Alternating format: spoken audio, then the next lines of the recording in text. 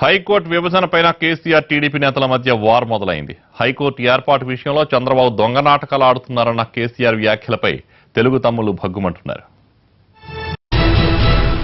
చంద్రబాబు నాయుడు మాట్లాడడానికి మనకు అర్థం పర్థం ఉన్నదండి, తల తోక ఉందా? చంద్రబాబు నాయుడు ఒక ముఖ్యమంత్రి కదా, బాధ్యత గల వ్యక్తి కదా. ఆంధ్రప్రదేశ్ ప్రభుత్వమే డిసెంబర్ నాటికి మేము వెళ్ళిపోతాము, మేము సిద్ధంగా ఉన్నాం వెళ్ళడానికి అని సుప్రీంకోర్టులో అఫిడవిట్ ఫైల్ చేశారు. మేము అఫిడవిట్ ఫైల్ చేసినాం.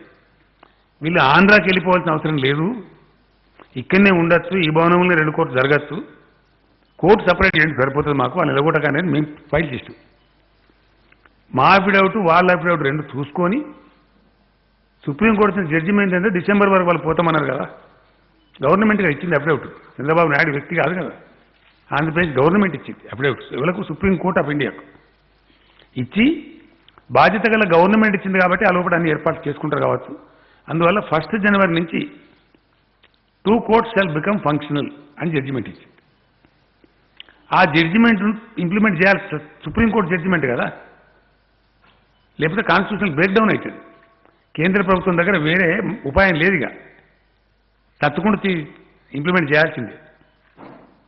ఇంప్లిమెంట్ చేయడానికి రాష్ట్రపతి నోటిఫై చేయాలి, దానికి ఒక పద్ధతి ఉంది, ఆ ప్రొసీజర్లో చేసేసిండ్రు.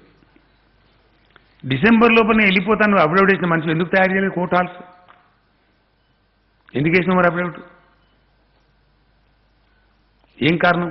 ఇలా ఎవరి మీద పెడుతున్నావు బదనం? ఇది అడావుడియా? నువ్వే అంటే డిసెంబర్కి పోతా అని కోర్టు ఎక్కడ అడావుడి విభజించినట్టండి? విభజించింది కేంద్ర ప్రభుత్వం కాదు, సుప్రీంకోర్టు ఆఫ్ ఇండియా విభజించింది. దాన్ని నోటిఫై చేసింది కేంద్ర ప్రభుత్వం అంతే. సుప్రీంకోర్టు తీర్పులో ఏది ఉందో అదే నోటిఫై చేసింది, దానికి భిన్నంగా ఏం చేయలే. అప్పుడు నువ్వు కేంద్రం మీద ఎట్లా ఆరోపణ పెడతావు? అంటే నీ ఇష్టమా? నువ్వు చెప్పిన దాని పెద్ద కలర్ రీచ్మన్ కలర్ రాసే పేపర్ లైన్ చేస్తావా drama? What is your idea? ఎవరిని బ్లఫ్ చేస్తూ? చంద్రబాబు నాయుడు అంత డర్టీయెస్ట్ పాలిటిషియన్ ఈ దేశంలో ఎవరు లేడు. హైకోర్టు విభజన జరగాలి, ఆంధ్రప్రదేశ్ హైకోర్టు ఆంధ్రప్రదేశ్ రాష్ట్రంలోనే ఉండాలని బలంగా కోరుకున్నాం. కాబట్టే మేము ఇక్కడ హైకోర్టు భవనాన్ని నిర్మిస్తా ఉన్నాం.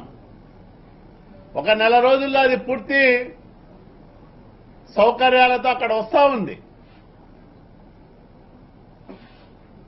నోటిఫికేషన్ జారీ చేసే ముందు ఒక నెల సమయం ఇచ్చింటే బాగుండేది అని, ఎందుకంటే అక్కడ భవన నిర్మాణం